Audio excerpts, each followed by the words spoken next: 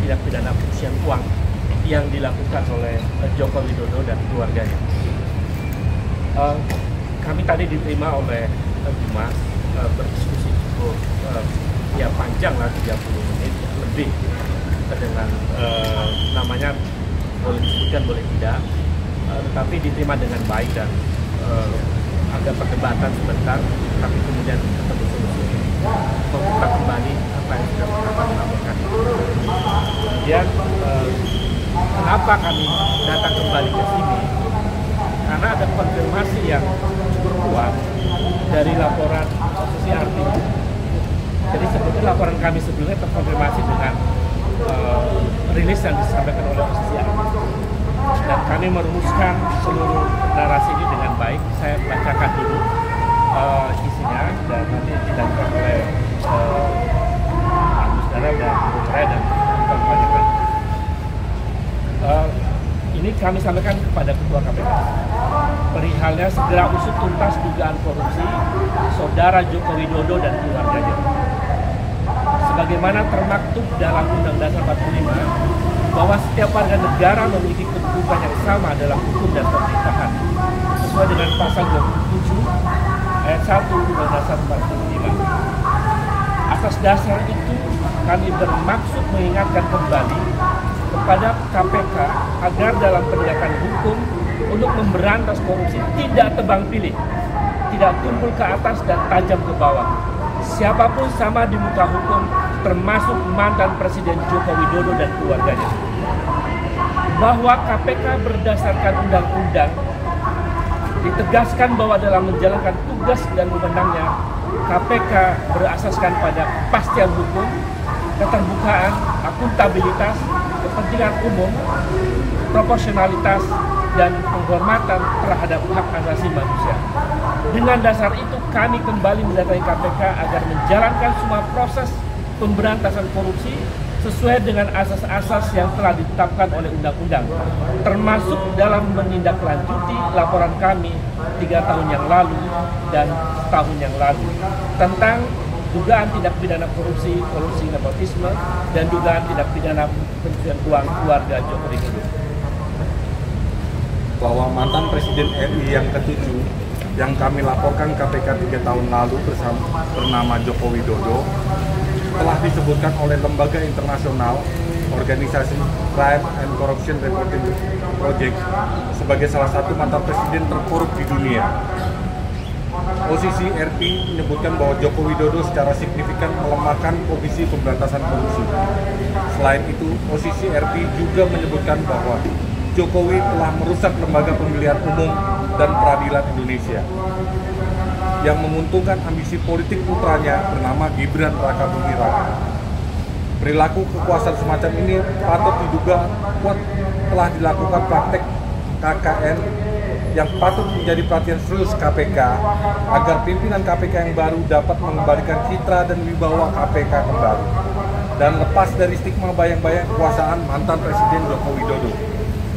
Berdasarkan hal itu, kami pada Selasa 7 Januari 2025 kembali datang ke KPK untuk menyatakan bahwa 1. Menyayangkan pernyataan KPK yang tidak secara tegas menyatakan akan mengusut dugaan korupsi Joko Widodo maupun keluarganya terkait ramainya respon publik terhadap rilis OCCRP. KPK menyebut hanya menunggu laporan dari masyarakat terkait hal tersebut. 2. Sikap KPK yang lembut dan pasif ini bertolak belakang dengan kasus yang menimpa tokoh politik dari partai politik yang bukan pejabat negara. Padahal KPK seharusnya mengejar pelaku korupsi yang berada di lingkaran kekuasaan atau mereka yang berada di lingkaran kekuasaan yang dilaporkan oleh masyarakat karena ada kerugian negara yang diakibatkan. Untuk 3 dan 4 silakan mulai. 3. KPK yang bersikap pasif terhadap kasus dugaan korupsi Joko Widodo telah menguatkan asumsi yang kuat bahwa KPK bekerja untuk kepentingan menyelamatkan uang negara, bahwa KPK bekerja bukan untuk kepentingan menyelamatkan uang negara, tetapi demi kepentingan menyelamatkan penguasa, mantan penguasa, dan bahkan oligarki di lingkaran kekuasaan. 4. Belum adanya laporan masyarakat seperti yang diungkapkan KPK adalah tidak benar. Sebab kawan kami aktivis 9/8 Tadi sudah disebutkan tahun 2022 dan 2023 yang 4 yang lalu telah pernah melaporkan dugaan KKN dan tindak pidana pencucian uang yang dilakukan oleh keluarga Joko Widodo ke KPK pada tanggal 10 Januari 2022 dan laporan dugaan gratifikasi dan atau suap berupa penggunaan jet pribadi mewah oleh putranya yang bernama Kaisang. Selain itu, ada juga laporan dari TPDI pada tanggal 23 Oktober 2024. Disebutkan pula bahwa dalam persidangan mantan Gubernur Maluku Utara juga muncul istilah blok Medan yang disinyalir terkait dengan keluarga Joko Widodo.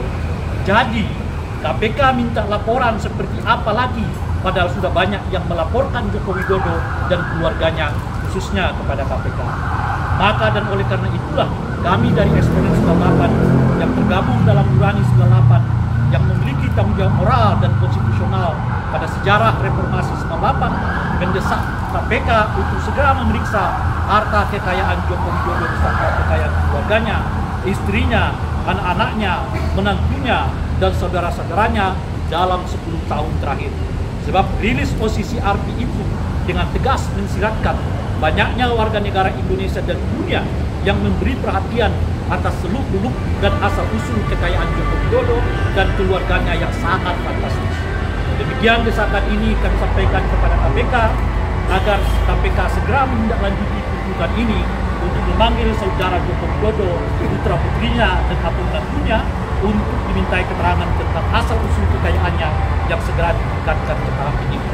Jakarta, 7 Januari 2004, format kami, Nurani 98, Rai Rangkuti, Baidillah Batu, Mbai, Ahmad Wakil, Toro, Antonius Danar, Hari Purwanto, Tejo Asmoro, Bowo Santoso, dan nama-nama lain yang belum sempat kami masukkan dalam hati. Terakhir yang kami sampaikan itu adalah adanya perdebatan soal mana buktinya ditangkap oleh Pak Jokowi pun juga ditangkap oleh KPK. Perlu kami sampaikan bahwa tidak ada satupun di dunia ini yang bisa membuktikan bahwa Pak Jokowi dan keluarganya itu ya telah melakukan tindak pidana korupsi. Sebab bukti itu hanya bisa ditetapkan oleh penyidik, bukan oleh warga negara biasa seperti kami. Yang bisa disampaikan itu, kami menyampaikan data, tergantung penyidik apakah data itu dianggap menjadi bukti yang sah untuk meningkatkannya ke tahap proses penyidikan atau tidak. Oleh karena itu, jangan lagi sekali-kali kita diombang-ambingkan dengan istilah mana buktinya. Gak ada buktinya, yang ada adalah datanya. Kalau ditanya ada datanya, sudah kita serahkan dulu tahun 2022 ke KPK, 2004 lalu ke KPK, baik oleh Nurani 98 maupun oleh organisasi masyarakat yang lain.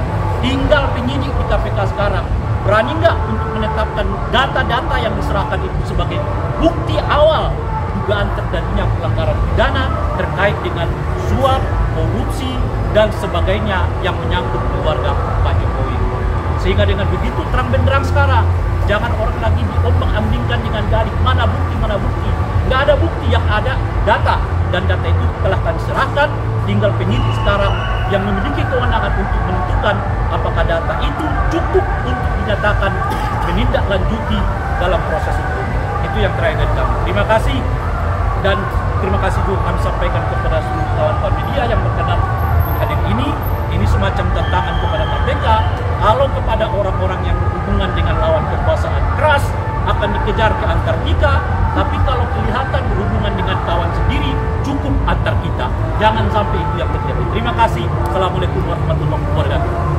Saya tambahkan bahwa selain data-data yang sudah disampaikan KPK mulai 2 tahun lalu, setahun lalu, dan tanggal hari ini, kita juga mesti melihat bahwa secara empirik wajah Republik ini sedang murah, carut-marut demokrasinya, dan salah satu mantan presiden masuk dalam daftar presiden yang terburuk di dunia. Tentu kita malu. Indonesia menjadi perbincangan dunia, dan disinilah KPK menjadi institusi yang dipertaruhkan. Apakah KPK akan berpihak pada kepentingan untuk memperbaiki keadaan Republik, atau justru KPK menjadi instrumen yang membuat wajah Republik makin buruk? Saya kira itu. Terima kasih. Kalau ada pertanyaan, silakan. Kalau data kita ingin meminta kepada KPK untuk mengungkap kembali, mengenal kembali yang sudah pernah kami laporkan, baik tahun 2022 maupun 2021. Lalu kami sampaikan juga bahwa secara nyata di dunia ini, rilis OCCRP itu adalah bukti empirik untuk menjadi pintu KPK menelusuri. Kan kalimat yang sangat jelas di rilisnya OCCRP bahwa Saudara Joko Widodo telah melakukan tindakan yang menggambarkan perilaku korupsi. Melalui apa? Melalui proses-proses yang kemudian memudahkan anaknya untuk mempengaruhi peradilan di MK dan lain-lain. Itu sebetulnya pintu yang bisa menjadi instrumen KPK untuk bisa masuk membongkar yang bersangkutan.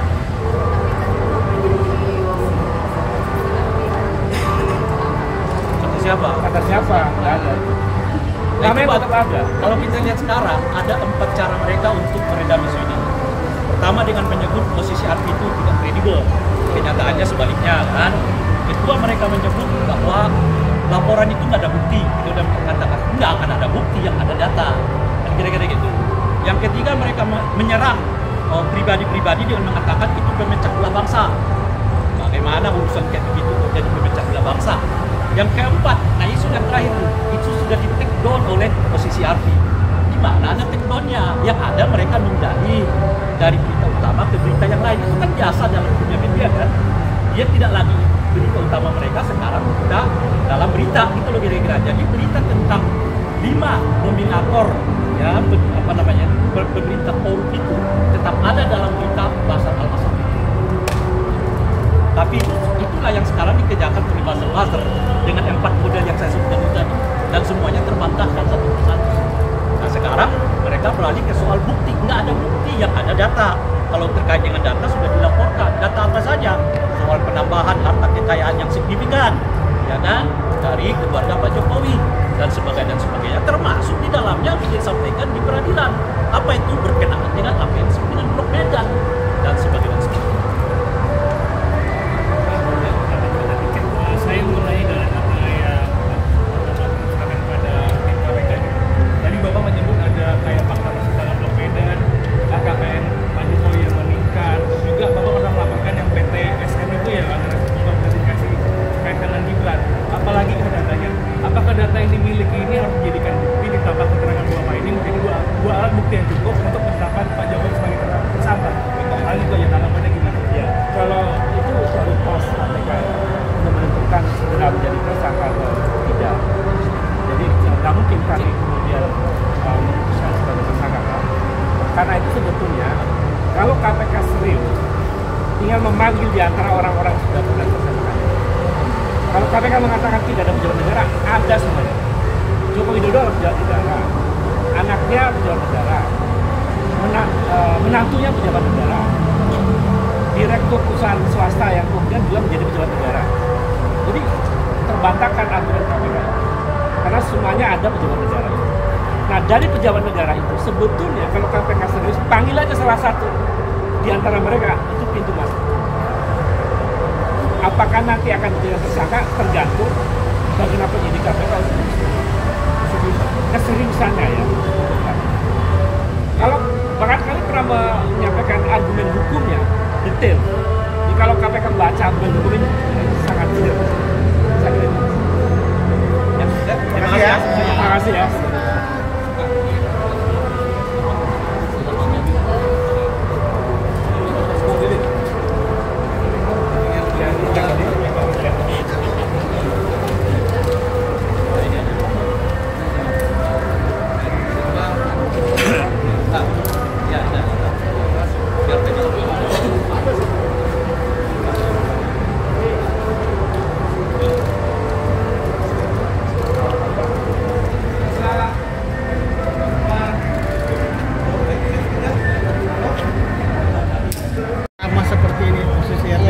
Apakah bagaimana nih tanggapannya? Menurut Bang Rey? Artinya kan makin banyak sebetulnya laporan ke KPK. Betul. Maka dan oleh karena itu KPK jangan lagi berkilah. Ini kan KPK seperti mau mengatakan bahwa berkilah sangat prosedural, nggak ada laporan. Nah ini tindak pidana umum. Nggak ada laporan. Bagaimana kok harus dilapor-laporkan? KPK itu dibiayai oleh negara supaya asal ngendus saja. Dia cari tahu tuh. Jadi nggak perlu harus nunggu-nunggu laporan. Apalagi gitu. data udah di dalam. Kalau terkait dengan kasus seperti ini dia nunggu laporan. Kalau kasus lawan politik 5 tahun yang lalu pun dia ubek-ubek tuh. Gitu loh kira-kira kan. Benar bang. Siap. Itu Thank you kira-kira. ya bang ya. Iya. Bang Rey, kalau tanggapan Bang Rey masuknya nama Jokowi di OCC ARP itu sebenarnya ini tamparan keras bagi Indonesia atau seperti apa? Oh iya dong. Itu satu. Tapi sebetulnya menyiratkan kepada kita karena ada banyak orang di Indonesia yang merasa ada sesuatu dengan keluarga ini terkait dengan dana yang mereka punya. Tapi aparat penegak hukum di Indonesia seperti menyumbat ya untuk melakukan proses hukum terhadap mereka sehingga keluar ujungnya pada keluar. Kalau sebetulnya proses-proses yang semestinya dilakukan di Indonesia untuk mengklarifikasi soal itu dilakukan, orang nggak akan berkirim surat ke OCCRP gitu. Iya. Jadi OCCRP itu bagian dari protes bagaimana para penegak hukum kita di Indonesia seperti mengabaikan berbagai hal yang menurut pandangan publik ada sesuatu yang perlu dikelirkan di dalam kekayaan keluarga Pak Jokowi gitu loh kira-kira. Itu satu. Nah, yang paling penting juga diketahui bahwa pemilihan OCCRP itu nggak hanya korupsi. Istilah mereka itu kan pemerintahan yang korup. Korup itu salah satunya korupsi. Tapi di luar korupsi itu ada soal hak asasi manusia, ada pengerukan sumber daya alam, ada pemilu yang dianggap manipulatif gitu ya, ada konflik sosial yang berkepanjangan. Empat inilah salah satunya yang dianggap dasar pemilihan bagi bukan pemilihan, apa yang disebut sebagai pemerintahan korup ya dalam penilaian OCCRP. Apakah empat-empatnya mengenai pemerintahan Pak Jokowi? Saya kira iya. Ya kan? Tren penghormatan hak asasi manusia kita turun. Ya kan? Pemilu yang Anda tahu sendiri Pilpres yang kemarin gitu ya. Lalu soal sumber daya alam, waduh jangan tanya lagi luar biasanya. Konflik sosial di antara kita juga mulai terjadi khususnya di eranya Pak Jokowi. Jadi dari 4 aspek ini sebetulnya masuk di dalam penilaian posisi RP, tinggal pidananya sekarang apakah terjadi korupsi atau tidak. Jadi pemerintahan korup ala posisi RP itu jauh lebih luas dari sekedar tindak pidana korupsi itu. Tindak pidana korupsi satu hal, tapi bagian dari korup itu, tapi kebijakan pemerintahannya sendiri dapat dinilai dalam pengertian posisi RP itu apakah pemerintahan yang korup atau tidak. Bang Rey, ini kan sebenarnya mungkin banyak lembaga anti korupsi di dunia gitu. Kalau Bang Rey sendiri melihat OCCRP ini sebagai lembaga yang seperti apa? No, lagi-lagi saya tekankan, OCCRP itu tidak hanya lembaga yang berhubungan dengan korupsi toh. Yeah. Korupsi itu kan tindakan individual yang mengambil keuangan negara. Tetapi mereka juga menilai hal-hal di luar itu. Apa itu? Apakah pemerintahannya menghormati hak asasi manusia? Apakah pemerintahannya menghormati sumber daya alam? Apakah pemerintahannya melaksanakan pemilu yang fair atau tidak? Apakah pemerintahannya mengatasi konflik sosial atau tidak? Atau menjadikan konflik sosial demi kepentingan mereka sebagainya? Itu yang dinilai oleh CCRP. Nah, kalau 4 ini komplit, maka orang itu disebut oleh mereka sebagai pemerintahan yang korup, seperti yang mereka lekatkan kepada Bashar al-Assad. Cuman di dalam OCCRP itu setiap tahun hanya mereka milih satu. Ada 5 nominator, mereka pilih salah satu di antara 5 nominator itu. Apa di dalamnya adalah Bashar al-Assad. Sehingga dengan begitu Pak Jokowi dan 4 nama yang lain tidak unggul dalam konteks yang seperti itu karena mereka merasa yang 4 yang disebutkan itu tadi lebih tepat digaungkan kepada Bashar al-Assad. Tapi yang saya mau katakan, indikator yang disebut dengan korup seperti disebutkan oleh OCCRP sebagai prasyarat mereka menyebut pemerintahan korup itu, Anda rasa ada nggak di Indonesia? Kenyataannya, indeks pemberantasan korupsi kita turun, indeks perlindungan hak asasi manusia turun, indeks kebebasan berpendapat kita turun, sumber daya alam kita makin banyak yang habis. Pemilu dan kita yang kemarin Anda tahu sendiri seperti apa. Jadi sebetulnya tanpa dinilai oleh OCCRP pun kita udah bisa menilai pemerintahan korup itu ya mungkin masuk di dalam kategori yang disebutkan oleh OCCRP. Tinggal satu lagi adalah soal apakah terjadi praktek korupsi dalam pengertian itu tadi atau tidak. Bang Rey, terakhir ini kan menyangkut nama mantan presiden Indonesia. Terus kalau Bang Rey sendiri dan Pak Prabowo sebagai presiden Indonesia sekarang kan belum memberikan statement. Kalau menurut Bang Rey seharusnya pemerintah itulah yang saya sebutkan tadi. Jangan sampai pidato Pak Prabowo itu ngejar koruptor ke antariksa, Antartika, itu hanya berlaku bagi lawan politik. Bagi teman politik cukup antar kita, gitu loh kira-kira tuh. Nah, ya oleh karena itu kita tunggu pidatonya Pak Prabowo. apakah dia akan ngejar ke Antartika atau cukup antar kita.